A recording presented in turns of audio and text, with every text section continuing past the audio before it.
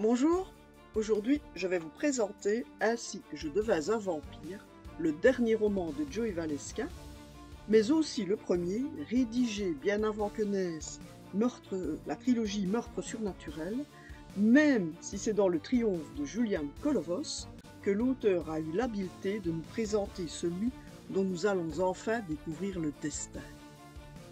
Et si Joey Vallesca a longtemps gardé cette histoire au fond du tiroir, c'est sans doute parce qu'il y avait mis beaucoup de lui-même. Bien que le roman commence dans le Paris moderne, entre un vampire et une célèbre journaliste, l'histoire est celle de Virgile Delacroix, né en 1739 à Marvejols, dans le Gévaudan. Un enfant espiègle, devenu un jeune homme fringant, ne rêvant que de liberté et des ors de Versailles. Fils de fermier, son amour pour sa mère et son petit frère n'a d'égal que sa détestation pour un père brutal qu'il ne peut s'empêcher de défier.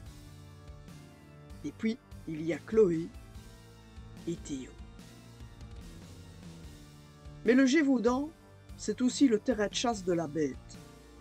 Et alors que les drames se succèdent et que l'horreur s'abat sur Virgile, une vampire va à jamais changer son destin.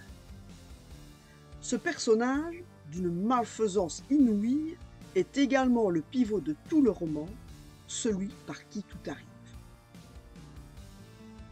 Il y a beaucoup d'émotions dans ce roman, car beaucoup d'émotions agitent l'âme de Virgile. C'est un personnage à fleur de peau, marqué par l'amour de son petit frère et son incapacité à le protéger, accablé par la tristesse lorsqu'il songe à sa mère, à Chloé, à Théo, hanté par la quête du père, qui prend fin avec l'arrivée de Benjamin et recommence quand celui-ci disparaît. Enfin, il y a cet insatiable besoin de punir la cruauté.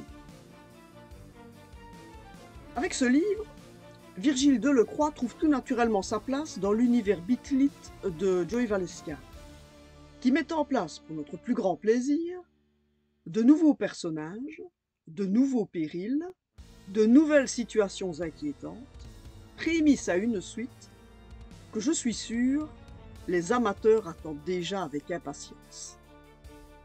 Alors, bonne lecture à tous!